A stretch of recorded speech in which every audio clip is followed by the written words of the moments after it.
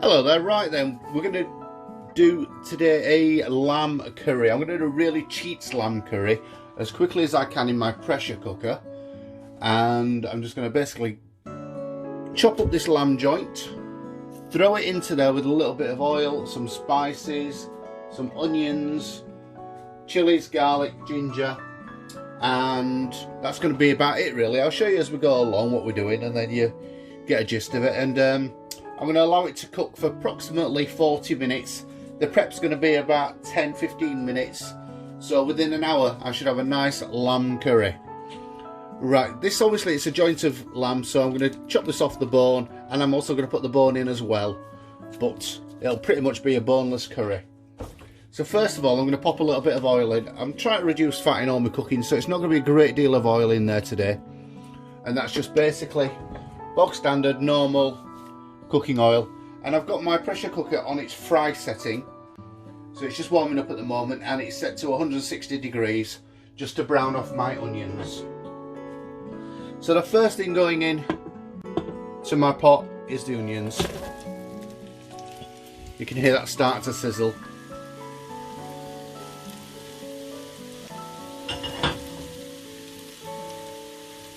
Lovely, just spread those along the base of the cooker there and allow them to brown off. So whilst they're browning, I'm just going to be chopping up this meat.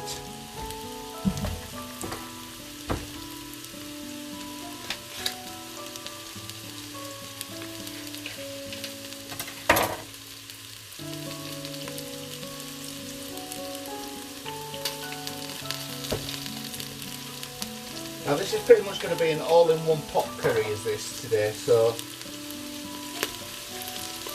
it's nice and simple.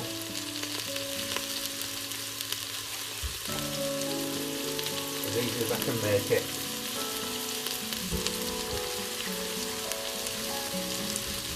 Right, so that's my meat open. Those onions are doing well.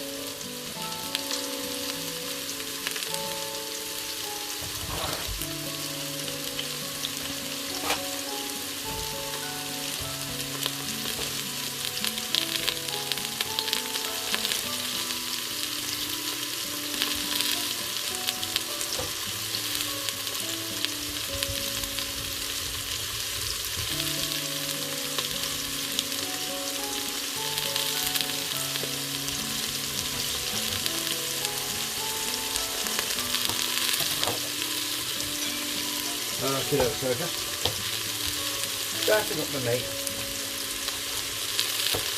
taking it off the bone. Now this is a bone-in lamb joint, so it's got one central bone down the middle.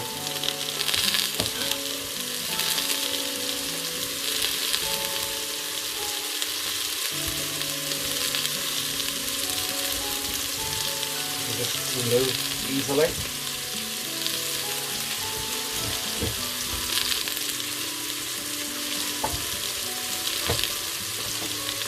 So that's the bone I've just removed from the meat. Very roughly, but that's going to go into the meat as well, into the curry as well. And there I've got the lamb that I've just cut around, so I'm just going to dice that up.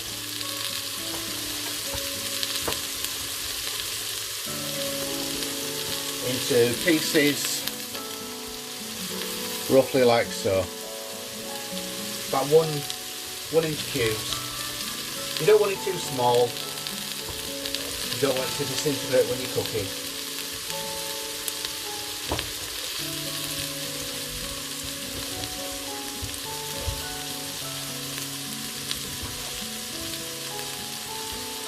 Now I have had this lamb joint in my freezer and I've defrosted it in the microwave. So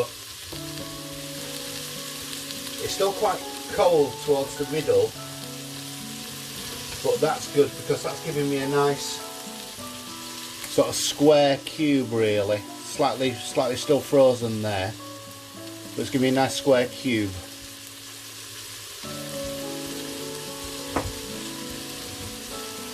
So like that.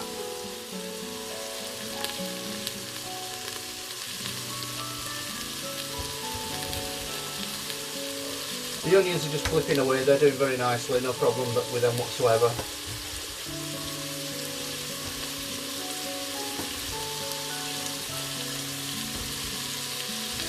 Obviously you can buy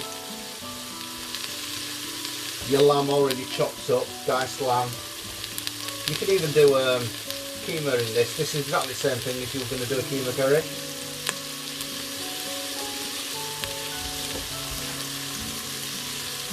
But I've just got this lamb joint to use up and I wanted to curry it off, so I thought I'll show you guys today on how to do this as well.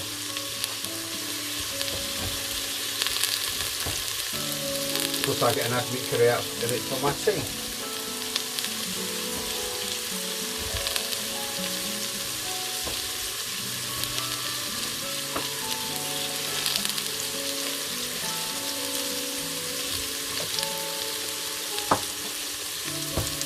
There's a little bit of extra meat off the bone there.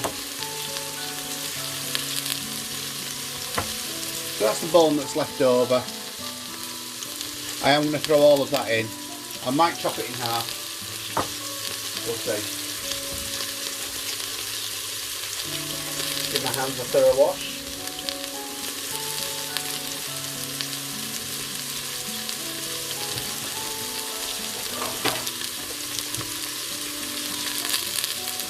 Right, so those onions, they've had roughly about 5 minutes just on the base of that pan with the oil in there on frying.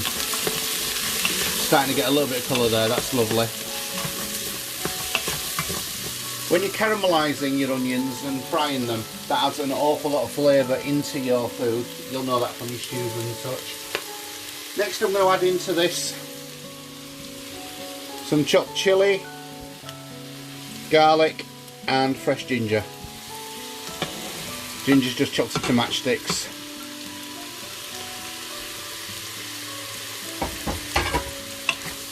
Going to whiz that around as well. Like I said, this is a bit of a cheats curry really today. It's going to all straight go into the pan. The pan's going to get closed, and that's all there is to it.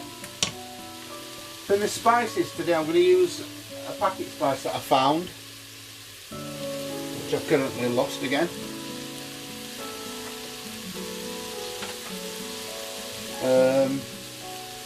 There it is, I found it. Right, you can get these boxes from anywhere and they come like Tesco's, Morrison's, all the Asian shops. That's a chicken one, you can see that's open already. And they come in little silver foil packets like that, and you can use as much as you want out of that packet in the box. I'm using this one today. Karahi it's called, and that one's for chicken or meat really, and it says stir fried meat in tomato sauce. So that's roughly what we're going to be doing. On the back of this packet it's got a very handy ingredients required. So you can see there meat, tomatoes, garlic, ginger, both paste and julienne, green chilies, fresh coriander, cooking oil, butter, and of course the packet mix itself.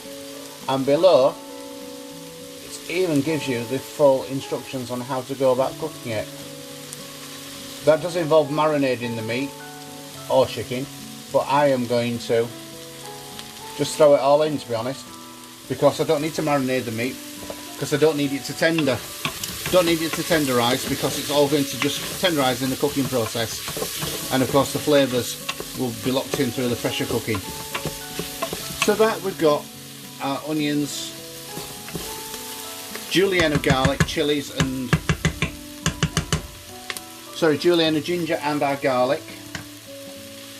I'm going to add a little bit of garlic and ginger paste to that also, so I do have some. So recipes are fluent, you can put whatever you want in. I'm going to add quite a bit of that. You can put what you like in. If you don't like something, leave it out. If you don't like green chilies in there, don't bother. If you do, add more. I like a lot of cumin and coriander and garam masalas in my food, so I'll be using a bit of those as well. That's just a packet of garam masala. I've got the coriander seeds and cumin in there and ground peppercorns and the such like. Now what I've done is I've just put some of that into my pestle and mortar, giving it a little beat up, and I'm going to be throwing that in there as well. Now then, let's have a look at what's inside this packet. In this packet we've got 1 sachet of spice mix. Now some might call this cheating. It is a great cheat. However, if you don't want to invest in all the different spices, it's a great way to go about things. So just slice the top off there. In fact, I'll open it all up and I'll show you exactly what is inside of this packet.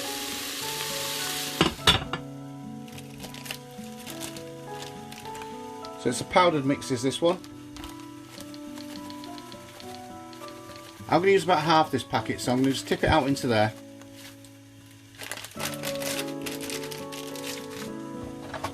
And let's have a little look through there.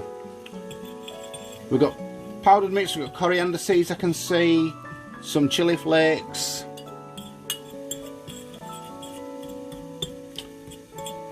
some kasuri methi I can see, and it's probably got cumin and all sorts in there. Let's have a quick read of the packet. Ingredients: red chili, paprika, salt, brown cardamom, garlic, coriander, fenugreek leaves, green cardamom, cinnamon, cloves, black pepper, cumin, bay leaf, onion, carom, dried papaya powder, which would be the tenderizer for the meat, and maltodextrin, which I think might be a sugar, I'm not entirely sure. Some soya protein, some cane sugar. It's got some oil in there, it's got a citric acid in there, and it's got an anti-caking agent as well. So it's got a couple of artificial bits in there, but all your spices are in there. So like I said, if you want to save money on not buying all separate spices and just want to make a particular dish, that's ideal.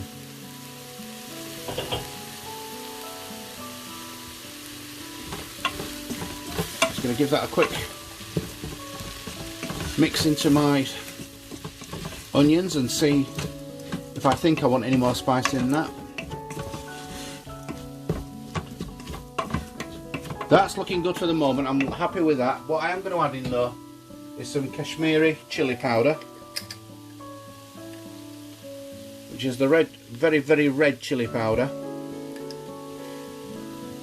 About 1.5 spoons of that.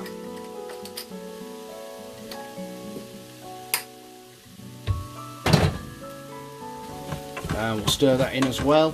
Now as you can see there, that's pretty much coated all of the onions, but we're not soaking in oil. There's no oil in there now.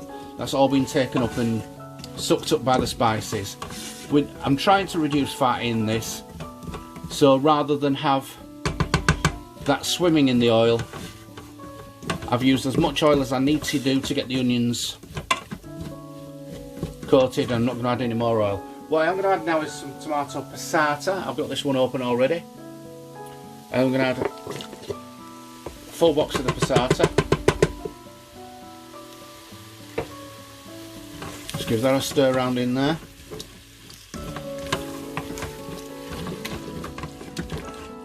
Again, I've got it on the fry function. It's still on the fry function. Just stirring that around. I'm not going to add any extra oil to that as yet. Well, that's all even. That's just nicely blipping away. The other thing I do like to add into my curries as I'm making them, I'm just going to let that cook out for a few moments, is yogurt. So I've got about 1/3 of a tub of natural yogurt, fat-free natural yogurt there. So I'll be adding that in just a second. I'm going to let that tomato puree just cook out ever so slightly. You'll notice I've not browned my meat yet. I'm not going to brown my meat on this one, to be honest. I'm going to pop it straight in. Lovely. So now I'm going to pop in the yogurt.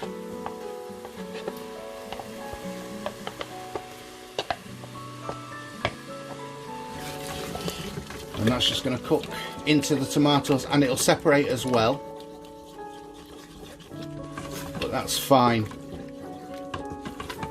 Again, that's still on the fry function. This is basically making up my masala. Now what I do like, as I said, is garam masala, cumin, coriander, all those sorts of spices. So I'm just going to open up my spice tray, and I'm going to put in a teaspoon of the cumin, a teaspoon of coriander, and a teaspoon of garam masala. Now they're all heaped teaspoons.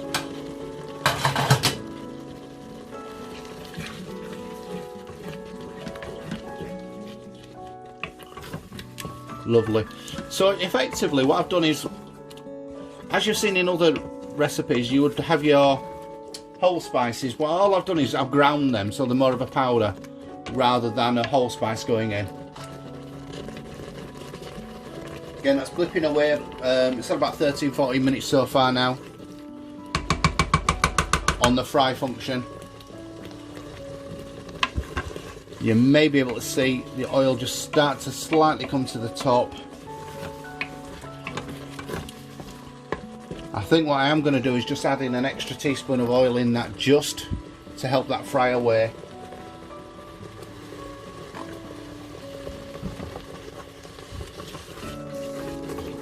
There we go. As you can see, that's instantly become glossier. I am trying to keep the fat down though, but we do have to do what we have to do to get the consistency in the curries right. So that's just blipping away now.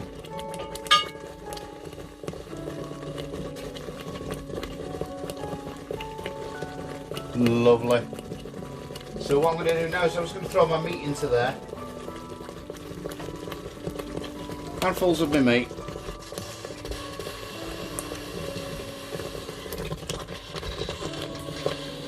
You can of course put potatoes in as well later on in the cooking process if you wanted to. Meat and potato curry, I love it. So rinse my hands, and I'm going to get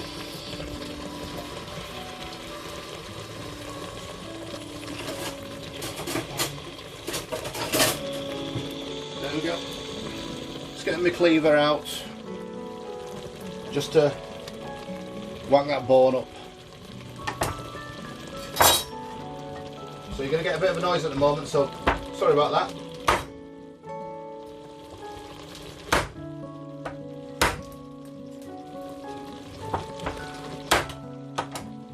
There we go.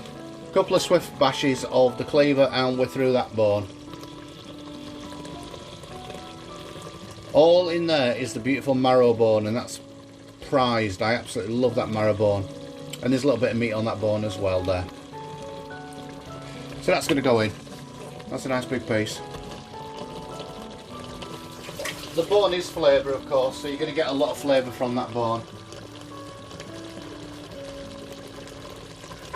Then we'll just give that a little stir into the masala.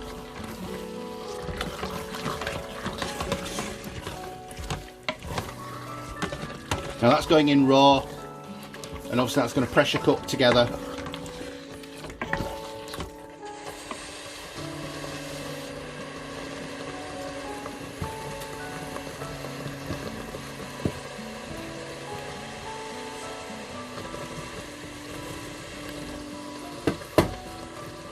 And then I'm just going to tip a little bit of water in from my kettle. Obviously it's boiling water, so be careful it doesn't splash back.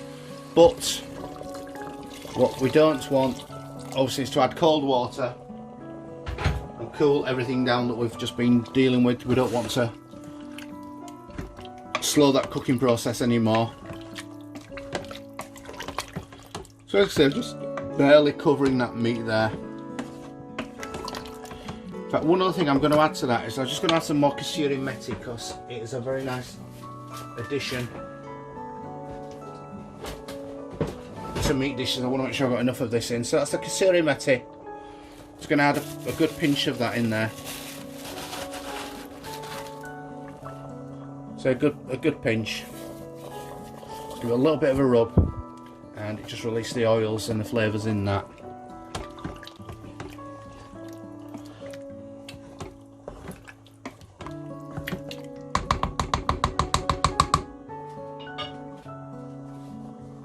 And there we go, that's the basis of it. All we're going to do now, close the lid. I'm going to carefully bring you around to the front of my fryer, the pressure cooker here. I'm going to cancel the frying process. At the moment it's on frying. I set it for 30 minutes, so far it's been cooking for 17. Cancel that. I'm going to hit pressure cook. I'm going to whiz my dial across to set it for the meat function.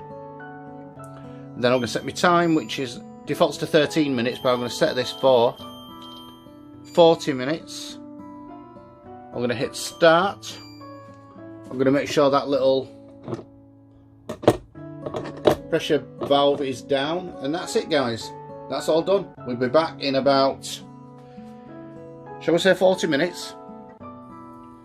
Right then, guys, the pressure cooker has had about 40 minutes now, and I'm just going to have a look inside and see what we're looking like. What we need to do is release the pressure valve, and it's going to hiss and steam at us, and it takes about a minute or two for that little red button to go down. Sometimes I need to help it, but we'll see.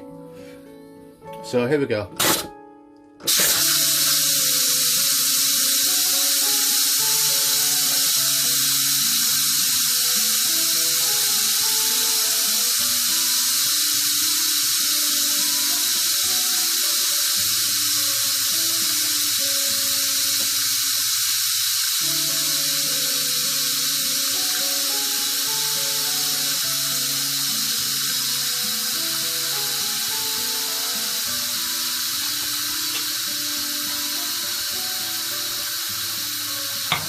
Just create a lot of steam while it's doing this. Sometimes I do like to help it by pushing that button down as well and then twisting. You'll feel when it unlocks, when the pressure's gone. There we go.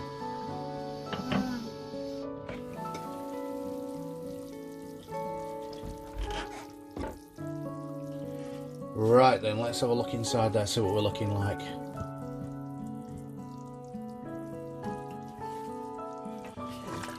Lovely. That's looking brilliant, is that? Now what I'm going to do is I'm just going to get out a piece of the meat and give it a quick test to see if it's tender enough. Now look at that beautiful colour on that.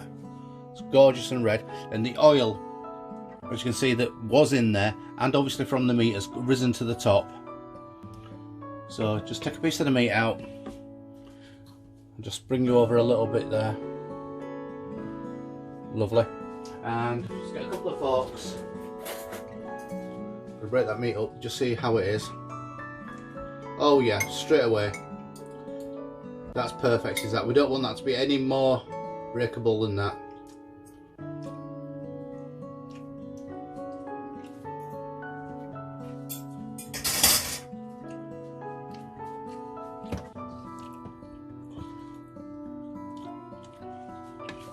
I'm just chomping away. That's beautiful, tender and succulent. Now then, you will notice that earlier I didn't add any salt into the dish. I like to add my salt at the end, just to get a balance, because you can't take it out afterwards. We can always put more in. So that's just a little bit of salt going in there into gravy. As you can see, that's a very wet gravy, and that's how I like it. Now what you can do, obviously, if you've done the meat like this, you can use this as pre-cooked meat in your BIR cookings. You can make jalfrezes, your booners, all that kind of stuff. What I'm going to do just to garnish that, I've got some chopped tomatoes and chopped red peppers. I'm just put that into the dish.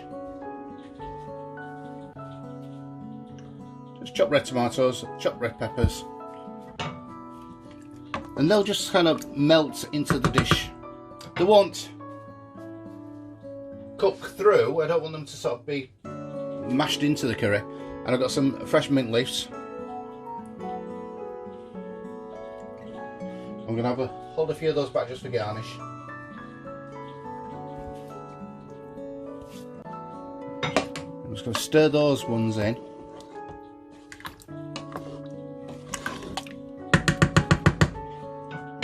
Now obviously you can put chopped coriander in there as well, but to be honest with you, I haven't actually got any because I've not been out shopping yet. So just with the flourish of mint leaves on the top there.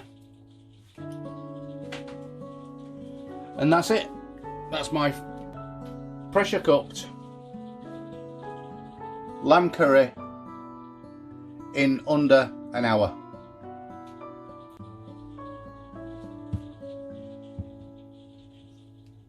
And now then guys, I'm just going to plate some of this up.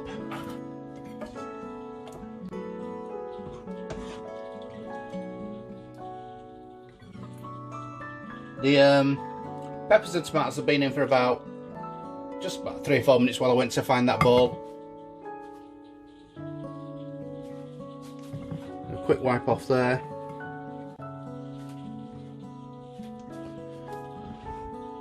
Come down to the bowl. Whoops. There we go.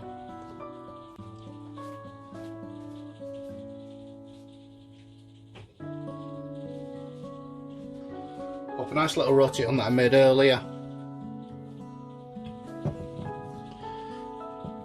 Obviously it's up to you. If you want to serve it with a bit of salad and sauce, you can do. I don't have any to hand.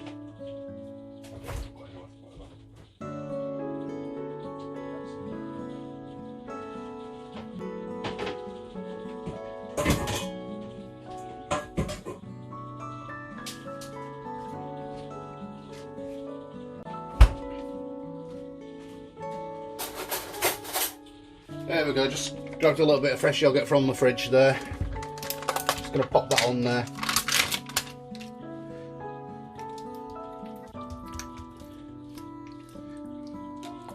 This one's quite a solid one, so it needs a little bit of a stir. Just a little bit on the side there.